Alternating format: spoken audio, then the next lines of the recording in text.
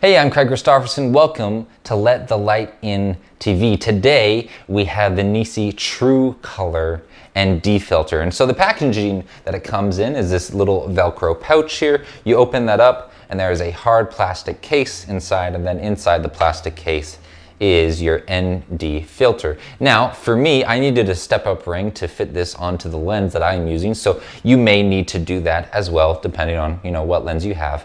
But that is an option. They do sell step-up rings alongside it. Inside that package is this little silver knob here, and it can be a little bit difficult to put in because the hole is so small and the knob is so small, so it can be a little bit intricate to put in. But once you get it in, it's a nice smooth rotation and everything works very nicely. There is a small black little indicator dot, and that's going to tell you how many stops you are currently applying to your image, right? So 1 stop versus 5. And I found that that black little dot there is almost a little too insignificant, let's say. It doesn't catch your eye. It's not extremely or boldly visible. I'd like to see that maybe change to a more notable color. For example, using the company yellow might catch your eye a little bit stronger, or red or something. So that's a little change in the aesthetic part of the structure that I would maybe recommend. But other than that, everything performs and is built very well. So, okay, what's the purpose of this filter then? Well, if you're a photographer, this is going to help you when you are doing long exposures, for example, battling a whole lot of light out there, or if you are in video, then this is going to be used to keep your shutter speed consistent across all lighting environments. Now, this filter does have a 1 to 5 stop range, and what is really nice about it is, I would say, one of the key critical questions that I would ask myself when reviewing something like this is, does it form an X pattern, right? Does it form an X pattern? Because on some filters, they don't have a hard stop. This one does. So, little clue there. This one does have a hard stop, but some just rotate infinitely, and that leads to kind of a cross pattern being showing up within your final product. But with this one, it has hard stops on both sides. So here's the answer to the question. No, it does not produce that crisscross X pattern within your images or within your videos. It all checks out. It's all very clear. Because of those hard stops, it has a limited rotation, which means it does not do that crisscross pattern.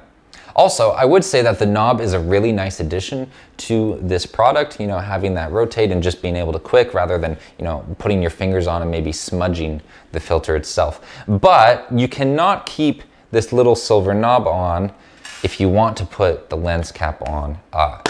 It must come off. You got to take the little silver knob off, which I think might make it very easy to lose. Now, the product does come, the little knob does come in this little plastic baggie here, but with something this small, I think that's probably something just kind of asking to be lost at this point. So the whole reason this ND filter exists is because other ND filters can cast hues on your image, which makes your color correction responsibilities a whole lot more. It's a whole lot of time that you can spend on correcting the hue that is produced by the ND filter that you use. And so the whole purpose of this is that it doesn't cast a hue. So here is the big question. Does it cast a hue? Does it affect the colors? Well, let's look at our results and find out. So just to show you, it's a bit of an unfortunate time to do a video looking at colors, as you can see what outside looks like. But here, let's bring it inside into a controlled environment, all right? We're looking at 5 stops of the ND filter on ISO 3200, shutter speed of 160, and we put that to the least amount of stops that the ND filter can do at 1 stop, still ISO 3200. And it's really only a change of brightness here that's going on, right? We're not seeing a change of saturation. There's no change in color. It really and truly does what it says on the box. It keeps the colors simply as is. And so here we're looking at no ND filter, ISO 640. We're going to switch right now to 1 stop of the ND filter on. And what's changed? I dare you to find something. It really does keep the colors accurately just as it says. And finally, here's ISO 200 with no ND filter.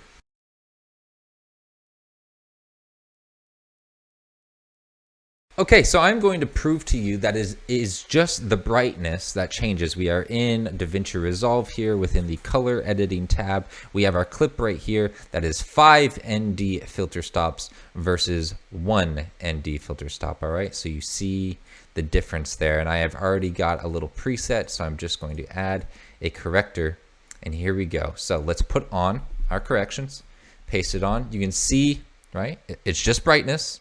That got pumped up, right? If we go down and look down at our values, I'm going to undo, right? It's only the highlights and the shadows that I've adjusted. I'm going to put that change back on there. You can see the image gets pumped up. We go to the 1 ND filter and we are really matching.